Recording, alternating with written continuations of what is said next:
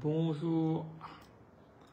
Alors, toujours l'éternelle question, est-ce que vous m'entendez? Je vais attendre de voir si on a des personnes qui regardent. Est-ce que vous m'entendez? Juste un petit commentaire. Oui, très bien. Merci pour cette réponse. Bonjour Caroline, bonjour à tous. Bon, très bien. Donc, parfait. Bon, j'espère que vous passez un bon week-end. Bonjour, bonsoir à tout le monde. Très bien. Content de vous retrouver pour un Facebook Live. C'est toujours agréable. Voilà, j'attends que tout le monde se connecte un peu.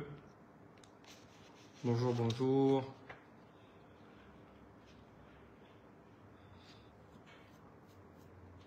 Voilà, parfait. Bon, écoutez, on avait prévu ce petit Facebook Live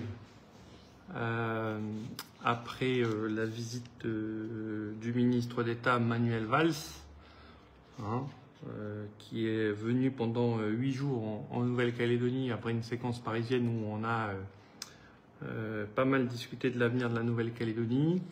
Donc ce que je vous propose de faire en termes de méthode, c'est de vous rappeler un petit peu le contexte de la situation. Ensuite, d'éplucher avec vous, méthodiquement, page par page, le document qu'on a reçu hier soir de la part de l'État. Et ensuite, on passera aux questions-réponses à la fin du live. D'accord, donc je vais pas répondre à vos questions tout de suite, hein, pas comme d'habitude. On va lire page par page le document et faire nos remarques sur les différents points. Voilà. Donc, à savoir, on a eu donc, comme vous le savez, une première séquence à Paris il y a 15 jours, 3 semaines de ça, où Manuel Valls nous a présenté la méthode du travail et des négociations qu'il voulait mener en Nouvelle-Calédonie. On n'avait pas fait de plénière à Paris, donc on était resté qu'en format bilatéral. Ensuite, il est venu ici, en Nouvelle-Calédonie, pour cette fois organiser des plénières, c'est-à-dire des réunions avec tout le monde, où on a pu commencer à échanger sur les différents points qui concernent l'avenir du pays. Et donc, fait majeur, pour une fois, l'Union calédonienne était là, représentée par Emmanuel Tjibaou, Michael Forest, Omera Neslin, Alosio Sako et comment il s'appelle, Rokomito. Donc, on s'est retrouvé au Saria pendant 4-5 jours, là, la semaine dernière. Donc, pour les loyalistes, il y avait Sonia Baquès, Gilles Brial, Brieux-Frogier et moi-même. Pour le rassemblement, il y avait Virginie Ruffnac et Alcide Ponga. Pour Calédonie Ensemble, il y avait Philippe Gomez et Philippe Dunoyer. Pour l'éveil océanien, il y avait Milakolo Tokumuli. Pour l'UNI, il y avait Adolphe Digwe, Victor Tutugoro et Jean-Pierre Jaïwe. Pour le UCFNKS, ceux que j'ai cités auparavant. Et il y avait aussi un représentant de l'association des maires qui était Pascal Vittori. Donc on a été conviés par Manuel Valls et Éric Thiers, qui est le représentant de François Bayrou, donc il y avait un représentant direct de Matignon, pour aborder plusieurs thèmes qu'on va retrouver dans le document.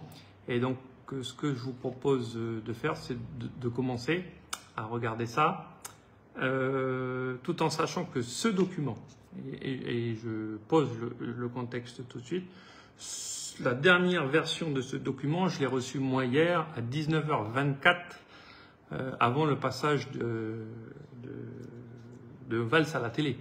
Hein, donc ça, c'est pas un document que nous avons validé, c'est pas un document que nous avons encore moins signé.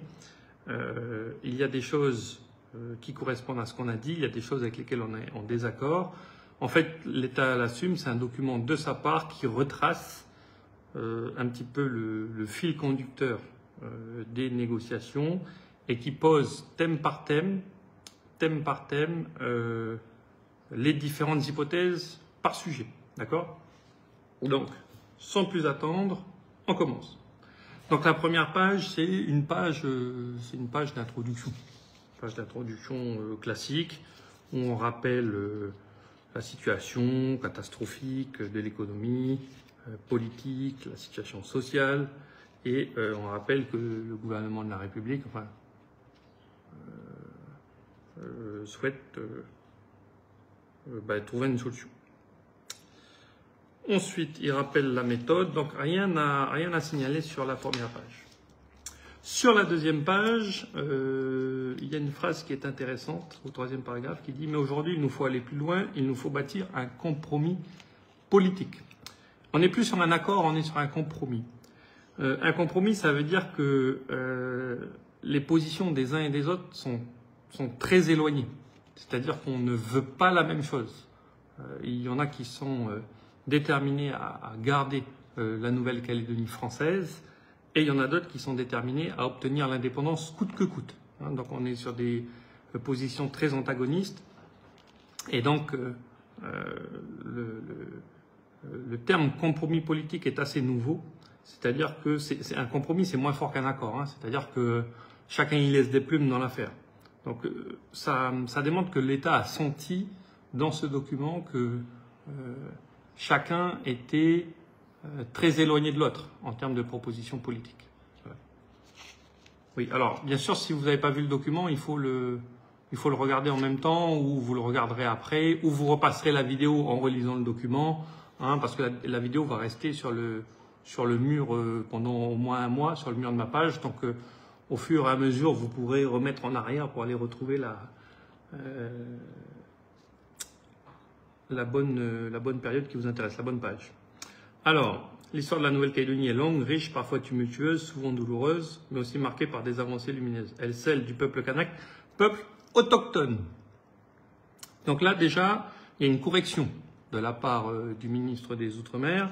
Il ne parle plus de peuple premier. Vous savez qu'on a eu un gros débat avec lui sur le sujet, et comme quoi ça sert de monter au créneau, on n'est plus sur du peuple premier, parce que j'avais dit qu'en fait, les indépendantistes, les plus radicaux, considéraient que si on disait premier, c'est qu'il y avait une ethnie au-dessus des autres en Nouvelle-Calédonie. Donc ça a été corrigé, et donc c'est à signaler, ça me fait particulièrement plaisir. Ensuite, il y a un autre paragraphe sur la deuxième page qui est intéressant, c'est qui rappelle que nous avons une base politique et juridique. Naville-les-Roches, les accords de Matignon et les accords de Nouméa. C'est-à-dire que la base juridique, c'est à la fois Naville-les-Roches, mais aussi Matignon. C'est pas que Nouméa. Et Matignon, c'est les provinces. Par contre, un peu plus loin dans ce paragraphe, et c'est là où il y a un souci, où nous on a un souci, et je le découvre parce que c'était pas forcément dans les premières versions de mémoire. Et donc ça, nous, on en reparlera au ministre et on essaiera de le faire corriger. Mais c'est écrit « a marqué un moment fondateur, un cadre structurant fondé sur une souveraineté partagée et établissant une trajectoire vers une complète émancipation ». Donc ça ne nous va pas. Ça, c'est faux. Nous, on n'est pas là pour dire que l'accord de Nouméa, c'était une trajectoire vers une complète émancipation. L'accord de Nouméa, il y a eu 3 référendums, il y a eu 3 fois non.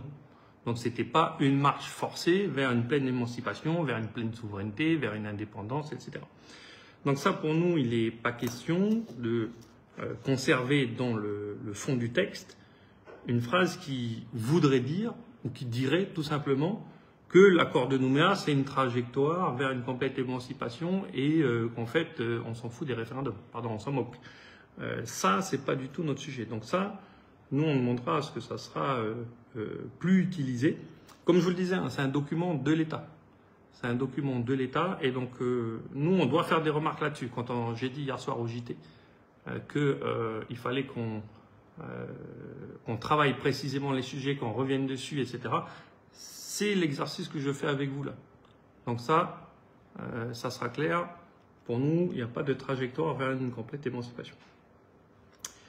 Les échanges qui ont eu lieu cette semaine à Nouméa ont permis de progresser. Ok, du blabla. À la fin de la page 2, l'État met 3 principes essentiels. Enfin, 6 principes essentiels, pardon. Le lien avec la France. Alors, cette terminologie de lien avec la France, pour rien vous cacher, nous dérange. Parce que c'est pas un lien avec la France qu'on a choisi, c'est être dans la France, c'est être français. Le lien avec la France, l'Espagne a des liens avec la France, le Portugal a des liens avec la France, les États-Unis ont des liens avec la France. Donc il est hors de question pour nous d'être considérés comme un territoire qui aurait des liens avec la France. Nous c'est plus que des liens. Hein. Nous sommes français. Et un Français, il n'a pas des liens avec la France. Un Français, c'est la France. Donc ça, pour nous, c'est un terme qu'il faut absolument revoir. On lui a déjà dit, vous imaginez, mais c'est quelque chose qu'il faudra retravailler.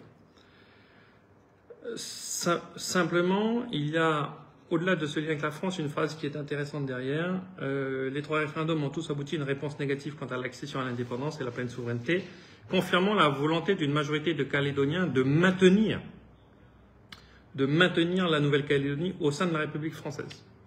Bon, ça c'est propre, ça c'est très bien. Que la dernière consultation ait laissé un sentiment d'inachevé est un fait, mais le résultat de ces référendums est là. Ça c'est une phrase qui est importante parce que ça veut dire que les Calédoniens ont choisi de rester français, que le statut il est dans la France. La phrase elle est claire, le résultat des référendums est là. Donc le statut, il est dans la France. Donc ça, c'est une phrase qui est plutôt satisfaisante.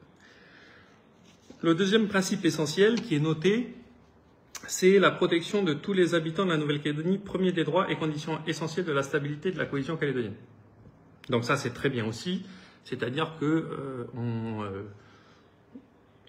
on est sur un principe qui est de dire que tous ceux qui participent à la violence doivent être condamnés et que tous les Calédoniens, quelle que soit leur couleur de peau, ont droit à la sécurité. On espère que la justice enchaînera derrière. Troisième principe essentiel, la démocratie et l'état de droit. Donc ça veut dire que les résultats des référendums, là encore, doivent être respectés et qu'une ouverture du corps électoral est nécessaire. Ça, c'était des points que nous, on avait mis. Le quatrième principe essentiel, c'est là où nous, on est en grand désaccord. En grand désaccord, et vous allez voir que c'est un des sujets quand on va revenir par la suite, c'est un des sujets sur lesquels on est les plus divisés, pas entre non-indépendantistes, mais entre non-indépendantistes et indépendantistes, c'est le droit inaliénable à l'autodétermination.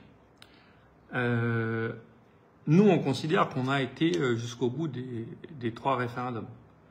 On considère qu'on a été jusqu'au bout des 3 référendums et qu'il ne doit pas y avoir de nouveau droit à l'autodétermination et qu'en tout cas, il ne doit pas y avoir un nouvel exercice du droit à l'autodétermination. Donc, que le droit soit inscrit dans le droit international ou qu'il y ait un terme qui dise que les peuples autochtones ont le droit de disposer d'eux-mêmes, très bien, mais c'est quelque chose qui est présent partout, pour tout le territoire français, pour toutes les nations du monde, et pourtant la Martinique, la Guadeloupe, la Polynésie, la Corse n'ont pas d'exercice du droit à l'autodétermination tous les 4 matins. Donc pour nous, ça c'est quelque chose de très irritant, comme on dit, et donc ça c'est un des gros sujets sur lesquels on est mobilisé, parce que l'idée c'est pas de revivre ce qu'on a vécu 3 fois, on a besoin de stabilité et de pouvoir se projeter dans l'avenir. Mais on y revient un peu plus loin. Le 5e point, c'est l'achèvement du processus de décolonisation tel qu'il a été établi par l'accord de Nouméa, accord qui prévoit que ce processus ait porté connaissance à l'ONU. Alors ça peut être intéressant dans la mesure où vous pouvez considérer que c'est quelque chose qui soit pro-indépendance, mais pour nous, le processus de décolonisation, il est fini.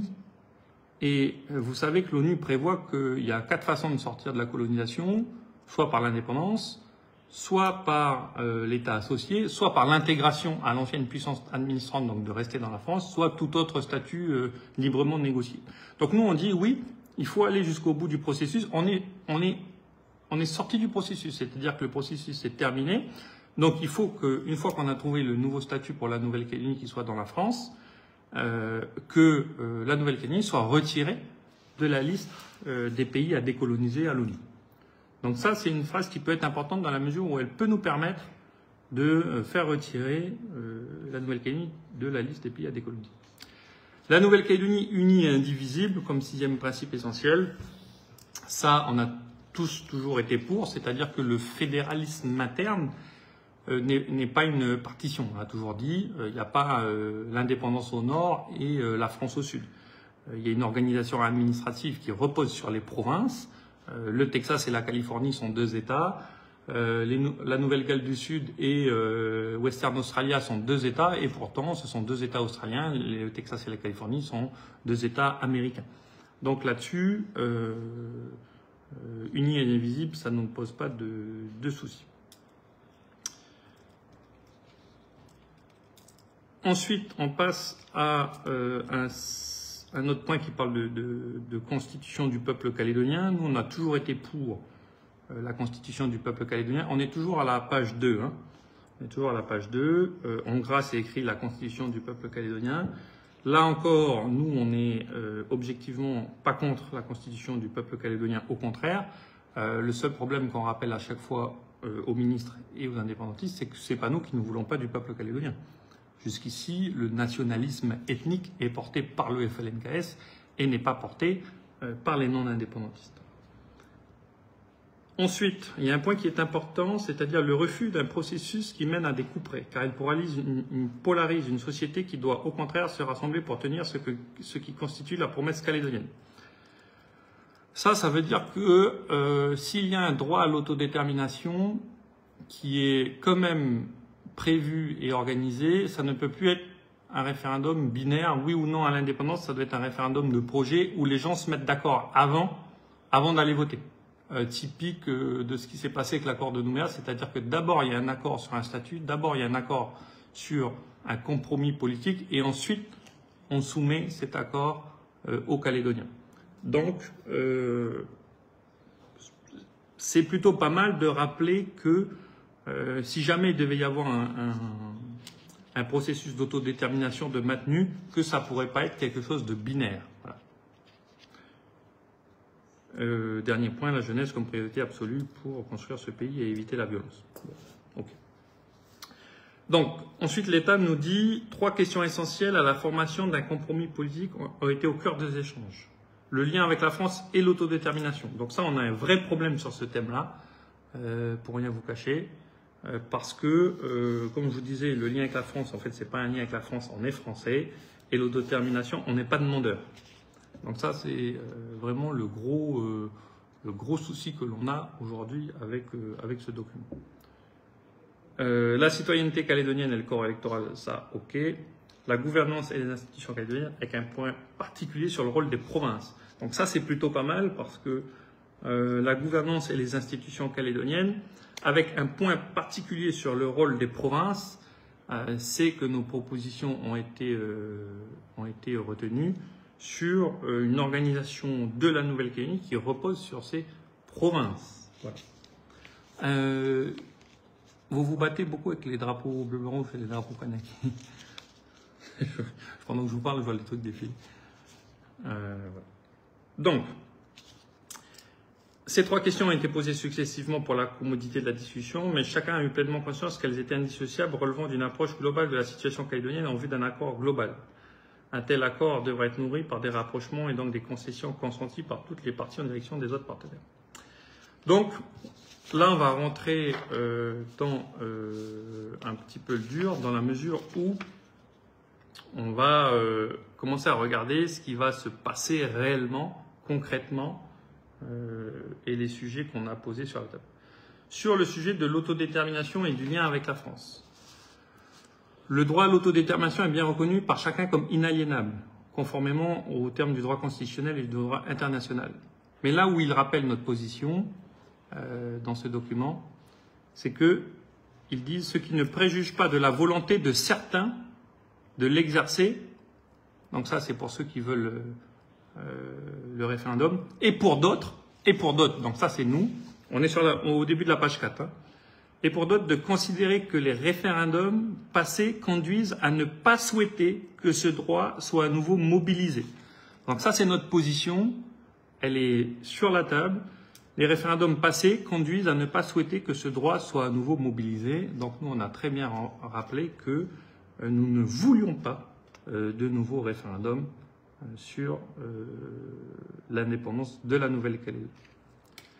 Et là, c'est là où l'État, quand même, essaye de nous mettre dans la seringue sur cet exercice du droit à l'autodétermination, parce que le texte rappelle « Toutefois, les modalités de l'exercice de ce droit inaliénable restent à définir, notamment son échéance et ses conditions de déclenchement. » Donc même si l'État, en haut, rappelle notre position à notre demande qu'on ne veut pas de référendum, ils écrivent derrière « Toutefois, les modalités de l'exercice restent à définir. » Donc ils veulent quand même nous faire définir cet exercice du droit à l'autodétermination. Donc on voit qu'on a un État qui pose sur la table, lui, le partenaire État, la question du droit à l'autodétermination.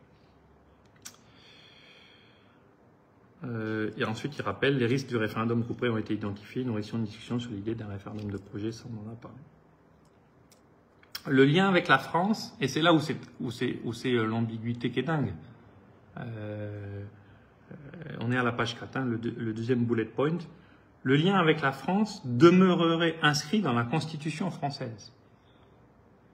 Bah, pardon, mais si on est dans la Constitution française, c'est plus qu'un lien avec la France. Ça, c'est l'ambiguïté. Ça, c'est l'ambiguïté. Voilà. En fait, nous, on veut être français dans la Constitution. L'Espagne a des liens avec la France, mais n'est pas dans la Constitution. L'Allemagne a des liens avec la France, mais n'est pas dans la Constitution. Donc pour nous, alors c'est une bonne nouvelle cette phrase, c'est-à-dire que notre statut, le statut de la Nouvelle-Calédonie, sera inscrit dans la Constitution française. Voilà. L'adoption d'une loi fondamentale calédonienne, j'ai vu que ça avait fait débat, inscrite au titre 13 de la Constitution française, pourrait constituer une étape nouvelle dans la capacité d'auto-organisation de la Nouvelle-Calédonie en consacrant la compétence de la compétence. Cette loi fondamentale pourrait intégrer dans l'immédiat ou l'avenir, après un débat citoyen approfondi pour certains de ces éléments, une charte des valeurs calédoniennes, donc les valeurs de la Nouvelle-Calédonie, un code de la citoyenneté, les institutions locales, la répartition des compétences entre la Nouvelle-Calédonie et les provinces, les règles régissant le statut coutumier. En fait, là, c'est ce que veut faire évoluer l'État, c'est-à-dire qu'aujourd'hui, ce qui concerne la Nouvelle-Calédonie est régi par, vous savez, ce qu'on appelle la loi organique. La loi organique, c'est celle du 19 mars 1999 qui parle des compétences entre les provinces, le gouvernement, qui organise le gouvernement de la Nouvelle-Calédonie. En fait, c'est un peu notre texte fondateur de ce qu'est la Nouvelle-Calédonie aujourd'hui. Et cette loi organique, elle peut être modifiée et être améliorée par l'Assemblée nationale. Là, ce que dit ce texte, c'est que pour ce qui concerne les compétences de la Nouvelle-Calédonie, c'est la Nouvelle-Calédonie qui pourrait décider comment faire évoluer les choses. C'est-à-dire que, je prends un exemple tout bête, aujourd'hui, si on doit passer la compétence fiscale, donc la collecte d'impôts, l'augmentation des impôts, du gouvernement de la Nouvelle-Calédonie aux provinces, c'est-à-dire que ça ne soit plus le Congrès de la Nouvelle-Calédonie qui vote les augmentations d'impôts, mais les provinces pour leur propre population, il faut modifier la loi organique. Et là, ce que propose l'État, c'est que cette modification, désormais, ça serait à la Nouvelle-Calédonie de le faire. C'est-à-dire que on pourrait, donc, nous, Calédoniens, choisir de passer la compétence fiscale de la Nouvelle-Calédonie à la province. Les compétences qui restent aux mains de l'État, c'est-à-dire les compétences régaliennes, elles continuent d'être régies par la Constitution. C'est-à-dire qu'on ne peut pas décider, nous, au Congrès de la Nouvelle-Calédonie, de prendre la compétence justice ou la compétence armée et la transférer à la Nouvelle-Calédonie. Ça, c'est la Constitution française. Donc, il faudrait qu'on continue de modifier la Constitution française pour faire ce transfert-là. Par contre, ce qu'on a déjà à nous, fiscalité, sport, culture, économie, on pourrait, nous, choisir simplement de l'organiser. Donc, cette loi fondamentale, j'ai lu des inquiétudes là-dessus. C'est vrai que c'est une compétence qu'on transfère, ce qu'on appelle une compétence de la compétence, mais ce qui relève de l'État, ce qui fait de nous des Français, c'est-à-dire les compétences régaliennes que l'on a déjà, elles restent dans la Constitution française. Voilà. Donc, c'est vrai que c'est un transfert de compétences, mais c'est pas genre on a une constitution, on peut faire ce qu'on veut, on décide du jour au lendemain de devenir indépendant. Non, ça c'est pas vrai. Ça c'est pas vrai. Donc il faut être précis, hein, d'accord. Donc cette loi fondamentale concernerait notre organisation interne, mais ce qui relève de l'État ne changerait pas et relèverait toujours de la Constitution française. Voilà. C'est quelque chose qu'il fallait, je pense, étudier. Après, on peut être pour, on peut être contre. Hein, c'est pas ça, c'est la démocratie. Mais on peut pas être. Il faut être contre ou pour sur des éléments factuels et des éléments vrais. Voilà. Alors, c'est là où on passe aux hypothèses. Page 5. Alors les hypothèses, comme vous avez vu, les hypothèses c'est un peu ce que tout le monde a mis sur la table, c'est-à-dire c'est les propositions des uns et des autres et c'est pas acté et personne n'a choisi quoi que ce soit. Et surtout, ce que je veux que vous compreniez très bien, c'est que ce sont les hypothèses qui ont été comprises et retenues comme telles par l'État. Donc pour nous, il y en a qui sont mal rédigées et qui ne correspondent pas à nos demandes et je vais vous en faire part. Alors, sur la page numéro 5, les 4 hypothèses d'autodétermination évoquées. Vous avez compris que nous, on était contre l'autodétermination. Mais comme je vous l'ai dit juste avant, l'État nous met dans la seringue là-dessus. Hein. Il continue à essayer de nous pousser sur l'autodétermination, notamment sous la pression des indépendances. Donc, le point 1 sur l'autodétermination. Accord global prévoyant le transfert des compétences régaliennes à la Nouvelle-Calédonie et leur délégation à la France sans nouvelle consultation à l'issue d'un délai à déterminer. Ça, c'est l'indépendance association. Le point 1 de la page 5 sur l'autodétermination, c'est l'indépendance association. C'est-à-dire que là, en fait, on récupère les compétences régaliennes, police, armée, justice, relations internationales, enfin on récupère tout quoi, et on redonne tout de suite à l'État. C'est-à-dire qu'en fait on dit bon ben on n'est pas capable de les assumer, mais la France va les assumer pour nous. Ça c'est l'indépendance association, parce que ça voudrait dire que on peut les déléguer à l'État, mais si on peut les déléguer, c'est-à-dire qu'on peut les reprendre. Donc ça c'est ça on est évidemment absolument opposé à ça, parce que si on décide de les récupérer, ça sera l'indépendance totale. Parce qu'en fait, comme ça a été très bien dit sur le club politique sur RRB vendredi dernier, en fait l'indépendance association, ça reste l'indépendance. Donc, hors de question pour nous de retenir cette hypothèse numéro 1. Ensuite, l'hypothèse numéro 2. À l'issue d'une période à déterminer, consultation d'autodétermination sur le transfert des compétences régaliennes et le partenariat avec la France. Durant cette période, partage de certaines compétences régaliennes et construction d'une citoyenneté calédonienne. Alors là, c'est l'indépendance association, mais pas tout de suite. C'est-à-dire que là, ça c'est plutôt la position de l'UNI qui dit dans 10 ans, dans 5 à 10 ans, on repose la question sur le transfert des compétences régaliennes pour faire un partenariat. On est contre ça. C'est-à-dire que point 1, c'était l'indépendance association tout de suite. Point 2, c'est l'indépendance association dans pas trop longtemps. Contre. Point 3.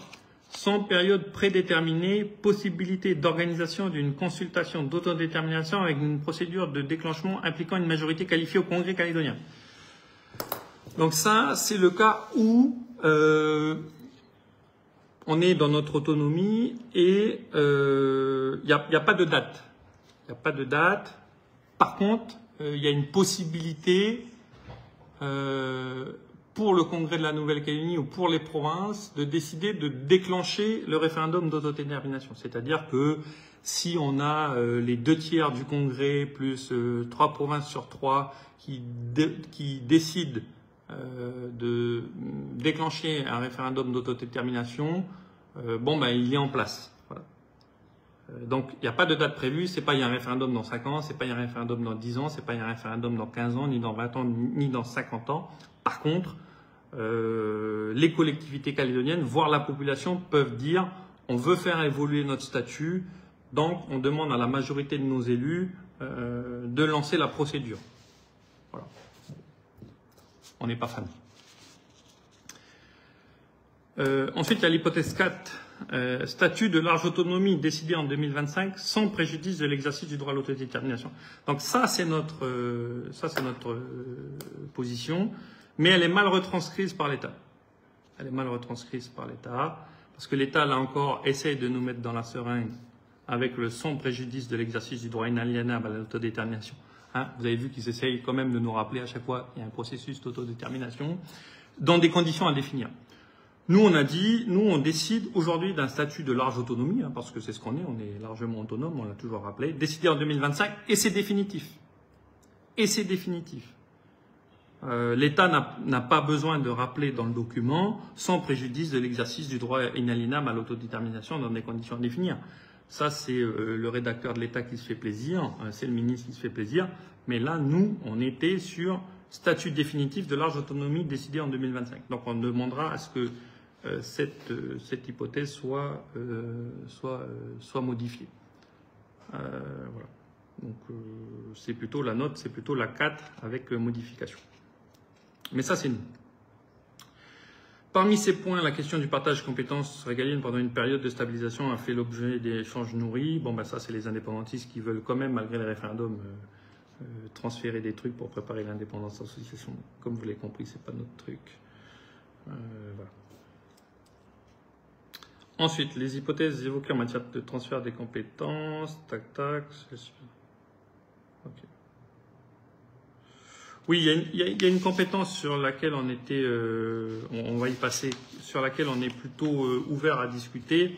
Une compétence qu'on dit régalienne, mais qu'on partage déjà, c'est la relation extérieure, c'est-à-dire les relations internationales. Donc nous, on est plutôt favorable à ce qu'on puisse avoir un regard sur la relation extérieure au niveau de la région Pacifique, parce que c'est vrai que l'État est un peu absent sur les questions australiennes, néo-zélandaises, japonaises, voilà, donc dans notre région. Donc là, nous, on est pour qu'on puisse nous-mêmes pouvoir tisser des accords économiques avec nos voisins australiens et néo-zélandais. Donc là-dessus, on est prêt à travailler. Donc c'est les hypothèses évoquées en matière de compétences dans le domaine des relations internationales. Il y a un maintien du statu quo, où forcément nous ça nous va, ou alors exercice accru de la compétence partagée relations extérieures. Donc les relations internationales sont une compétence de l'État, mais ça intègre les intérêts de la Nouvelle-Calédonie dans la région. Bon, ça on est ouvert là-dessus. Ensuite l'hypothèse 3, ça on est contre. Transfert pur et simple, c'est-à-dire qu'on récupère toute la compétence. Donc ça, comme vous vous en doutez, on est très opposé à ça.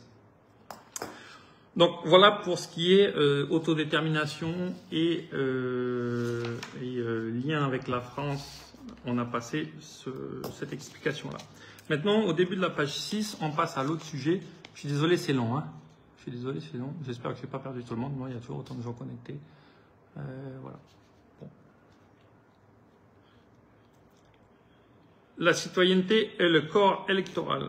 Alors là, ce qui est drôle, c'est que j'ai vu que ça a fait pas mal débat, mais c'est parce que c'est très très mal rédigé. Mais c'est pourtant un sujet sur lequel les positions sont moins éloignées que sur le reste.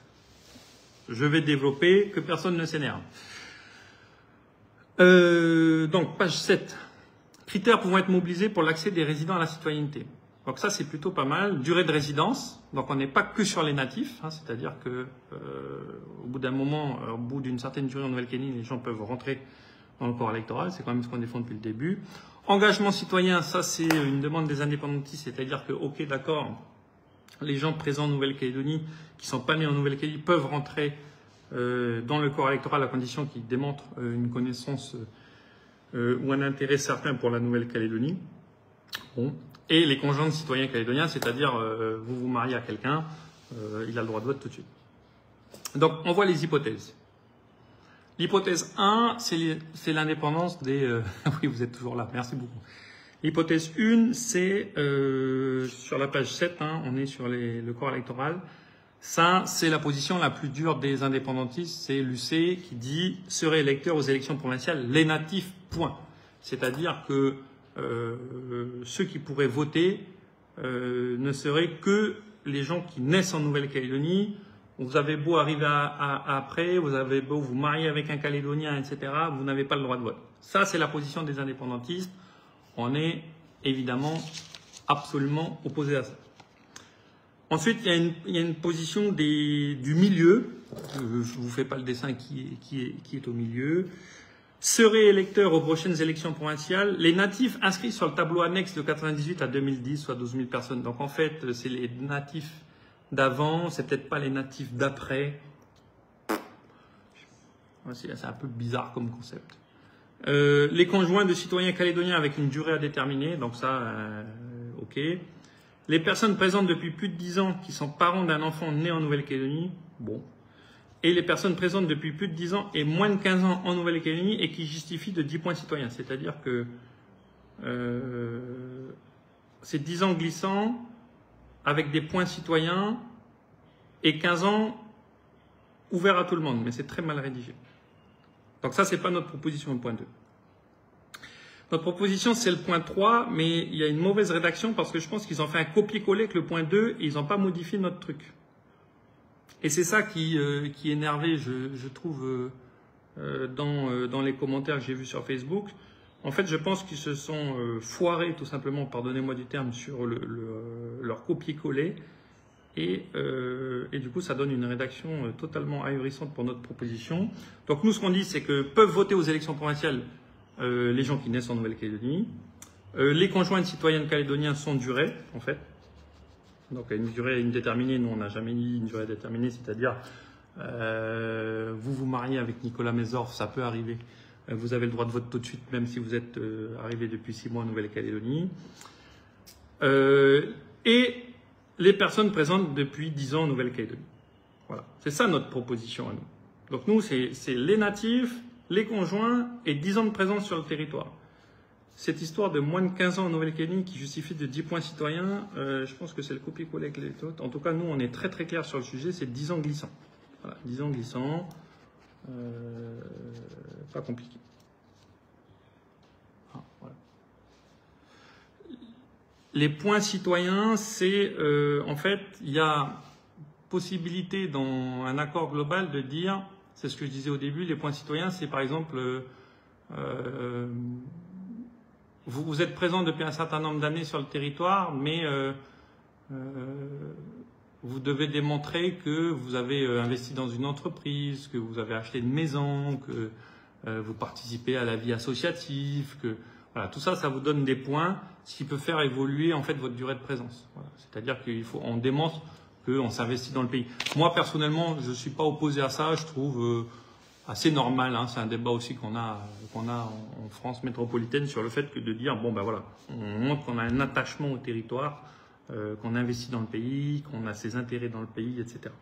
Ce qu'on a tous en fait, hein, parce que si en fait on est là depuis 10 ans et qu'on fait qu'envoyer son argent en métropole et qu'ici on n'achète rien, on consomme rien, on participe à rien, bon, voilà. Je suis pas opposé à ça. C'est ça l'histoire des points. Et l'hypothèse 4 qui est reprise en fait par tout le monde, mais nous, par définition, on n'est pas forcément fan parce que comme on veut plus de référendum d'autodétermination, c'est la fusion des corps électoraux, des élections provinciales et du référendum. Vous savez que c'est pas le même corps électoral entre je veux bien me marier entre les provinces et le référendum. Donc nous on dit non, ça serait le même corps électoral. Voilà. Voilà. Ensuite, on a numéro 3, la gouvernance et les institutions calédoniennes.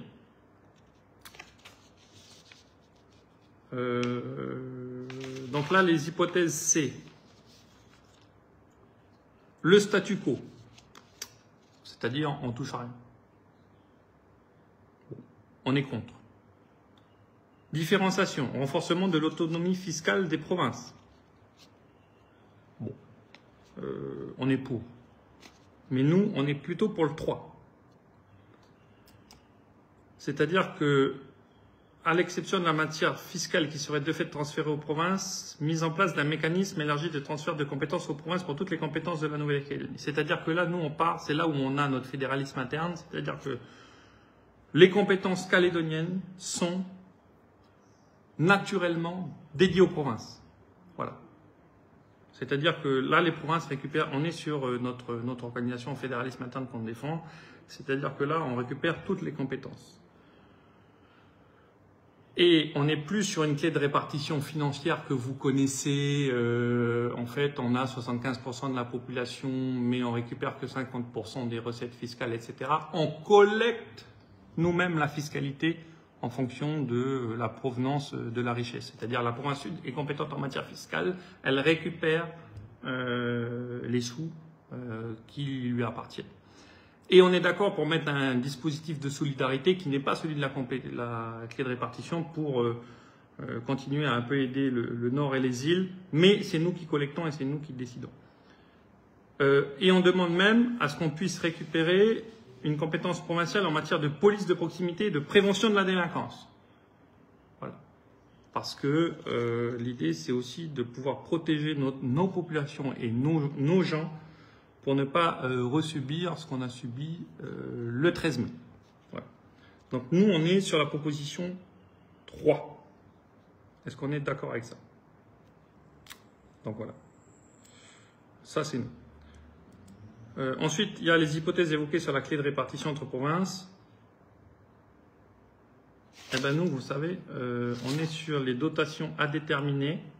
Parce que comme on n'est pas sur l'idée que c'est le Congrès qui récupère l'argent pour le redistribuer ensuite aux provinces, on est de base opposé à toute hypothèse d'amélioration de la clé de répartition, parce que la clé de répartition n'a plus lieu d'être à partir du moment où c'est plus le Congrès qui la collecte. Voilà. Non, j'ai vu une question. On ne supprime pas le gouv et le Congrès. Par contre, ça reste des instances, et on y arrive. Hein. On y arrive, ça reste des instances de coordination. Donc, sur la répartition des sièges au Congrès, nous, on est favorable à, c'est pas le statu quo, mais c'est le rééquilibrage des sièges au Congrès. Voilà. Chaque province est représentée en proportion de sa population au Congrès. Cette répartition est prévue à chaque recensement. Voilà, ça c'est nous, c'est-à-dire qu'on arrête de surreprésenter le Nord et les îles au Congrès de la Nouvelle-Calédonie. Tout simplement. Pas compliqué. Donc nous on est sur la 3. D'accord ? Et on est favorable à ce que les élus des provinces restent les élus du Congrès, parce que comme en fait les provinces deviennent les institutions principales, c'est normal que ce soit les élus provinciaux qui soient au Congrès de la Nouvelle-Calédonie. Les hypothèses évoquées sur la composition et l'élection du gouvernement, le statu quo, on est contre. On est plutôt sur la 2. C'est-à-dire que... on est plutôt sur la 2, oui, pardon. Puisque, en fait, au gouvernement, on veut être sûr qu'il y ait des représentants des provinces. Parce que, là encore, c'est toujours la même logique. Hein. C'est-à-dire que les provinces sont les institutions principales. Donc, elles sont représentées au Congrès et elles sont représentées au gouvernement de la Nouvelle-Calédonie. Voilà. Donc, en fait, on a une architecture institutionnelle qui évolue, mais ça, vous l'avez compris, mais je me répète, hein, qui évolue sur la base de l'organisation provinciale. Voilà. Les hypothèses évoquées sur les communes, donc là, on est d'accord pour donner un peu plus de moyens aux communes en termes de fiscalité et de décision, parce que ce sont des institutions qui marchent bien. Et enfin, on est sur le Sénat coutumier, on est pour sa suppression. Et pour en revenir aux aires coutumières qui marchent bien. Donc j'ai vu que en fait Manuel Valls avait rencontré les sénateurs coutumiers hier en disant on peut en faire la deuxième chambre du pays. C'est totalement, en fait, irrespectueux de notre position. Ouais, tu dis quoi, Sonia Baquès, sur la 2 et la 3? Oui, sur le maintien, oui, pardon. Oui, c'est toujours un peu plus dur. Mais Sonia a raison, on est aussi d'accord sur l'évolution du gouvernement sur l'option 3, dans la mesure où, là encore, les provinces sont représentées au gouvernement. Sur le Sénat coutumier, nous, on est pour sa suppression et on est pour se baser sur les aires coutumières. Donc, ce qu'a dit le ministre hier, comme quoi le Sénat coutumier deviendrait une deuxième chambre, tout ça, alors ça c'est sa position personnelle, mais c'est pas la nôtre. À la limite, si on souhaite, si personne comme nous veut supprimer le Sénat coutumier, on est prêt à travailler sur une fusion avec le CESE, parce qu'on ne va pas garder CESE plus Sénat coutumier, quoi. C'est-à-dire autant optimiser les choses. Voilà, je crois que j'ai été complet. Je me permets de dire que Sonia Baquet sera l'invitée du JT ce soir à 19h30. Donc ne nous loupez pas parce que elle va reprendre aussi ces éléments. Alors elle aura moins de temps bien évidemment, mais elle sera sur un registre un peu plus politique. Voilà. Donc ce qu'il faut que vous reteniez, en gros, ça, moi je l'ai reçu à 19h24 hier soir. Voilà, 19h24 hier soir, 5 minutes avant que le ministre parle aux médias. On fait aujourd'hui l'effort, on vous avait promis de le faire, hein, qu'on rendrait les choses publiques et qu'on discuterait avec vous. En vous expliquant de manière transparente les choses. Hein. Je ne peux pas faire mieux que ça, que de faire un Facebook Live et de regarder point par point avec vous et de discuter de tout ça. Ce qu'il faut que vous reteniez, c'est que ça, c'est le document de l'État, qui a nos propositions dedans, qui sont parfois très opposées aux propositions des indépendantistes, parfois qui sont mal retranscrites par l'État aussi, et que l'État développe aussi quelque part sa vision des choses. Vous avez compris qu'on a là aussi quand même un ministre qui cherche le compromis à tout prix et qui donc du coup donne des gages parfois aux indépendantistes qui ne nous correspondent pas. Donc on va pas jeter ça à la poubelle en disant c'est n'importe quoi, on participe plus, on viendra plus aux discussions. On continuera d'aller à la table des négociations en défendant le bout de gras, en défendant nos intérêts, en défendant le vote des Calédoniens qui ont choisi 3 fois la France. Voilà, donc on va pas quitter la table des négociations, on va y retourner, mais on va y retourner déterminé et prêt à vous défendre. Voilà, donc c'est un document de travail, ça va évoluer énormément, hein, ça va faire que bouger en fonction des uns et des autres. On peut se satisfaire que quand même on n'était pas... qu'il y a eu quand même un chemin qui a été fait dans le discours du ministre. Hein. Je sais que certains n'ont pas apprécié le moment de tension qu'on a eu à Ploum. Je tenais juste à dire une chose sur le sujet. C'est pas moi qui ai pris à partie le ministre, c'est le ministre qui m'a d'abord pris à partie au tout début. Hein. Et donc je me suis permis de dire, parce qu'il n'a pas apprécié... que je prononce avec l'accent espagnol son nom lors du meeting qu'on avait organisé, et je me suis permis de lui rappeler que le manque de respect, c'était de considérer qu'il y avait un peuple premier et des peuples seconds, et qu'à partir du moment où lui nous renvoyait à nos origines, je ne vois pas pourquoi chacun ne pourrait pas le faire. Donc voilà, donc c'était un épisode difficile. Moi, j'ai regretté que ça se passe devant les caméras, évidemment. Mais ça a permis de poser les choses dès le début, et puis ensuite la relation s'est apaisée comme vous avez pu le constater. Et donc on a par exemple plus de peuple premier dans le texte, mais un peuple autochtone, donc comme quoi des fois ça sert de se mobiliser. Mais c'est pas fini, c'est pas fini. Et puis on continue de défendre le bout de gras. Voilà pour nous. On est bon, et si vous voulez, je peux répondre à quelques questions avant de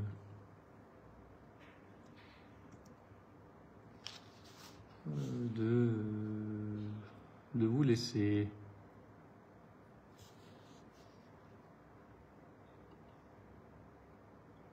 Par contre, j'ai pas le mot de passe pour l'ordinateur pour je demande ça à mon assistant pour lire les questions.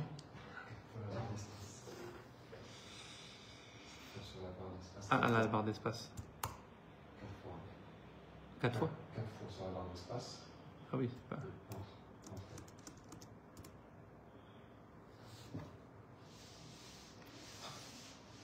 Alors, on me pose la certaine mécanisme de solidarité entre provinces, basé sur quels critères si c'est plus la clé de répartition? Ça serait basé sur la population. C'est-à-dire, on pourrait aider la province Nord et la province des îles en fonction du nombre d'habitants qui y résident. C'est-à-dire de plus surdoter les provinces Nord et îles, parce qu'aujourd'hui, vous savez que la province Nord et îles reçoivent plus d'argent que la province Sud par tête de pipe, donc ça serait pour ramener par habitant. C'était une question d'Alice.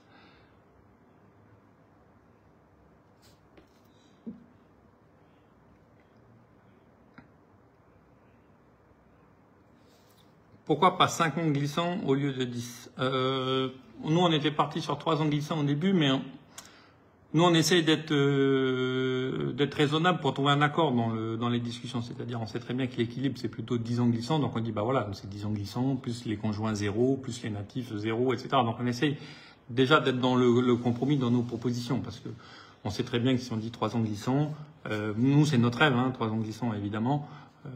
Mais ça sera refusé par l'État et par les indépendantistes et par les non-indépendantistes du milieu. Donc, ça passera pas. Donc on essaye en fait de dire 10 ans glissants et de mettre à côté des choses qui nous conviennent.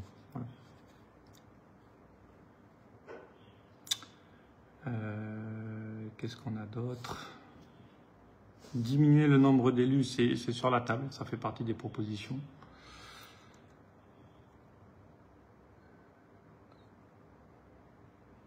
Oui, Régina Rieux qui dit « Je n'aime pas aussi quand je lis pendant la période de stabilisation, ça veut dire quoi ?» En fait, la période de stabilisation, c'est nous qui disons que si jamais l'État veut nous forcer à avoir un droit à l'autodétermination, on ne peut pas le faire dans 5 ou 10 ans. C'est-à-dire que même si c'est un référendum de projet et même s'il y a des modalités de déclenchement de ce droit à l'autodétermination, ça ne peut pas avant être 2 générations parce qu'on a besoin de stabilité, de reconstruire la Nouvelle-Calédonie. C'est pas pour nous refaire un référendum dans 5, 10, 15 ans. Ça serait une catastrophe.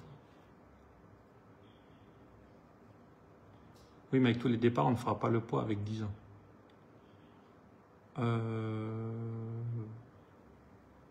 Aujourd'hui, le corps électoral est gelé.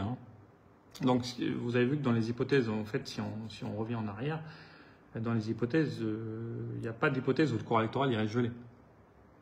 Donc, il y a quoi qu'il arrive, et ça, c'est un truc que vous pouvez mettre aux indépendantistes. C'est-à-dire que c'est dommage d'avoir mis les gens dans la rue pour que, finalement, dans un accord, il y ait une ouverture du corps électoral.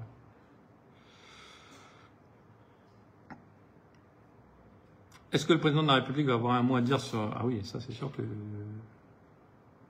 le président est là. Punaise, mais c'était quoi l'intérêt des référendums du coup? C'était de rester français. Enfin, c'est une question de Gaël Rabouté. Si aujourd'hui on avait voté oui, on serait déjà indépendant. On n'aurait plus le passeport français. Donc là, aujourd'hui, on est français. En fait, le gros défi, c'est le gros sujet. En vrai, c'est... est-ce qu'il y aura autodétermination ou pas encore? Est-ce qu'il y a autodétermination dans combien de temps? Avec quelle procédure de déclenchement? Et pour quelles questions? Voilà. Donc c'est ça en fait le vrai gros sujet aujourd'hui. Mais tout ça, on le fait en étant des Français. On est Français. Donc heureusement qu'on a voté non en fait. Est-ce que vous allez parler d'une seule voix avec les autres formations loyalistes? Oui, on est pas mal aligné avec le rassemblement, comme vous le savez. Et comme vous pouvez l'imaginer, on n'est pas forcément calé avec... pas surtout avec Calédonie Ensemble. Par exemple, toutes les hypothèses que je vous ai citées, celles que nous on défend, elles sont toujours partagées avec le rassemblement. Il y a des hypothèses qui ne sont pas les nôtres et qui viennent de Calédonie Ensemble.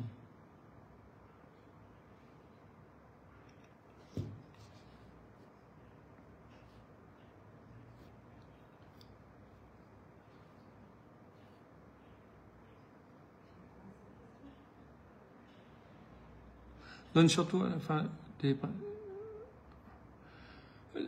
on me repose la question sur l'indépendance association. L'indépendance association, c'est vraiment l'option 1 de l'autodétermination. Ça, c'est l'indépendance association. Le reste, on reste français. On reste français, mais il y a un droit à l'autodétermination qui resterait. C'est pour ça que le vrai combat, c'est sur ce droit à l'autodétermination.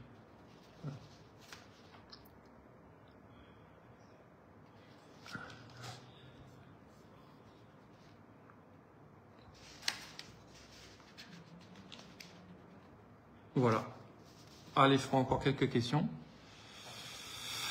Si on boycotte sans compromis, quelle est la suite? Si on boycotte, je suis pas fan, moi, des boycotts, parce que ça peut se faire sans nous aussi.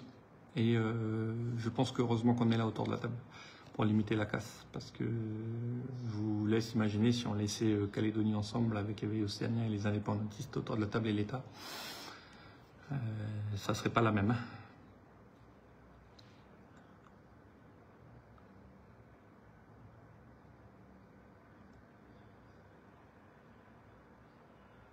Quelle est la position de l'éveil océanien, Laurent Cassier? L'éveil océanien, ils la rendent publique, hein, ils sont plutôt réglo avec ça, ils disent dehors ce qu'ils disent dedans. L'éveil océanien, c'est l'indépendance association en 2053.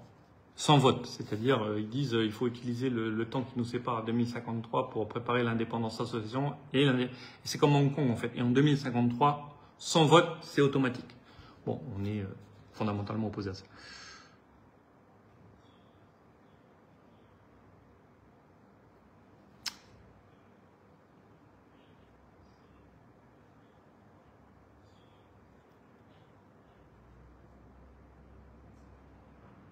On veut des réponses claires. Arrêtez de contourner le sujet. Est-ce que la Calédonie restera française? Ou non, j'ai dit, mais oui, la Calédonie, elle est française et dans le futur statut, elle reste française. Sauf si on décide de l'indépendance association du point 1.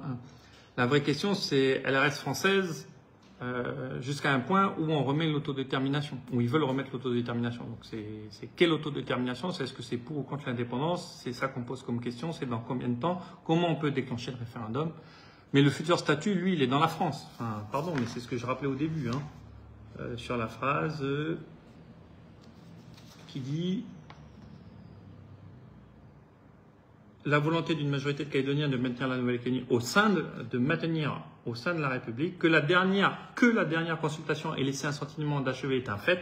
Donc ça, c'est pour les indépendantistes. Ok, pour vous, c'est inachevé, mais les résultats des référendums est là.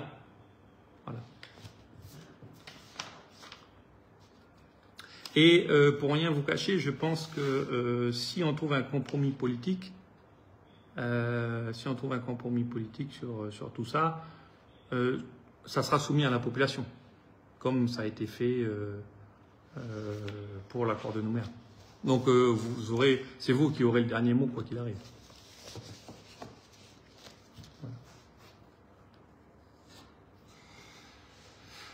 Quand pensez-vous signer? Oula.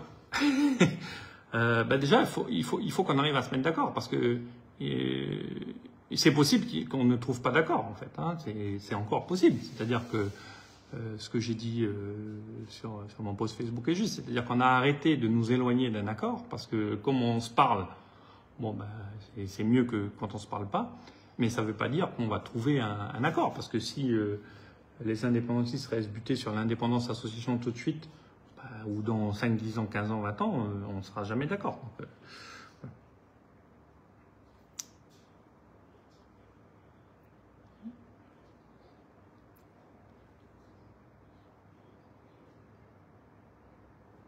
Je ne suis pas d'accord sur la loi fondamentale. Je ne dis pas qu'on a dit d'accord pour la loi fondamentale, mais la loi fondamentale, si on a une constitution, ça veut dire qu'on est un État indépendant et que deux, notre constitution traite de toutes les compétences. En fait, la loi fondamentale traite des compétences qui sont calédoniennes, pas celles que l'État exerce en Nouvelle-Calédonie parce qu'on est français. Vous voyez, dans la loi fondamentale, il n'y a pas l'armée, la justice, il n'y a pas ça.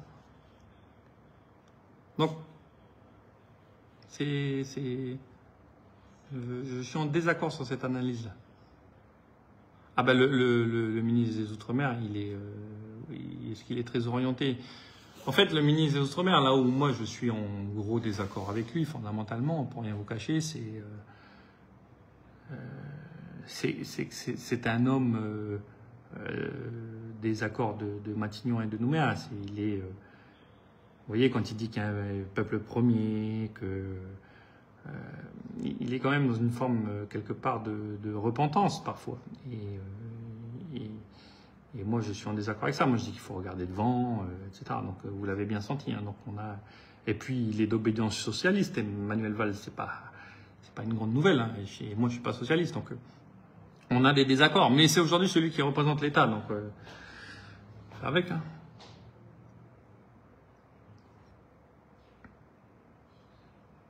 Est-ce que Lucie a fait des efforts pour trouver des solutions ensemble? Celui qui faisait des efforts, enfin celui qui faisait des efforts, celui qui était le moins radical dans la délégation de Lucie, c'est Thibault. Mais bon.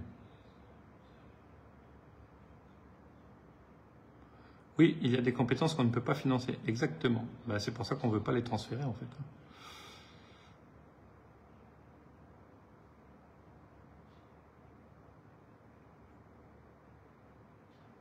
Pouvez-vous préciser ce que les référendums de projet envisageables? En fait, le référendum de projet, c'est on se met d'accord d'abord sur une évolution du statut de la Nouvelle-Calédonie. C'est-à-dire, on fait exactement ce qu'on fait là. On se met d'accord sur une évolution du statut de la Nouvelle-Calédonie et on vous le soumet. C'est-à-dire, est-ce que vous êtes d'accord ou non avec ce projet? Vous pouvez dire non. Et ce projet, c'est pas forcément l'indépendance ou l'indépendance association, ou ça peut être plus de France, ou ça peut être autre chose. Un référendum de projet, c'est d'abord on fait le projet et ensuite on dit est-ce que vous êtes d'accord ou pas avec ce projet. Alors que là, les référendums couperés, c'était pour ou contre l'indépendance, point barre. C'est pas la même chose. Un Français vivant en NC depuis 25 ans sans être propriétaire bénéficiaire. Oui. Quoi qu'il arrive, au bout de 15 ans, il n'y a même plus de conditions à avoir. Enfin, c'est dans les propositions. Mais je rappelle que nous, on est sur 10 ans glissants. Hein. Donc, tous ceux arrivés au bout de 10 ans, ils peuvent voter, en fait. Il n'y a pas celui qui est là depuis 20 ans, il ne pourra pas voter. Celui qui est là depuis 20 ans, lui, il vote quoi qu'il arrive. Ben voilà les amis, hein. Je vais vous laisser vous reposer et puis vous préparer pour le JT de ce soir. On reste en contact. Et peut-être une dernière question. Comment se sont passés les échanges avec le FLNKS et les indépendantistes? Est-ce que tout le monde s'écoute? Oui. Il y a eu des discussions très tendues, très vives, mais tout le monde a écouté, tout le monde s'est écouté. Donc bon, ça c'était le point positif de l'affaire. Article 27 optionnel deviendrait à transférer. On s'est positionné, Xavier, contre le transfert du contrôle financier et de l'égalité des communes. On s'est prononcé contre le transfert de l'enseignement supérieur et de la recherche. Par contre, on s'est positionné pour le transfert de l'audiovisuel public aux provinces. Comme ça, on aura notre NC première provinciale. Voilà, vous avez compris. Merci. Allez, je vous laisse finir ce live. Désolé d'avoir été long, mais je pense que c'était important de vous préciser un minimum de choses. Pour ceux qui regarderont le live plus tard, si vous voulez retrouver des points précis dans la négo, hop, vous remettez le curseur au début. Allez, à bientôt. Bonne soirée tout le monde.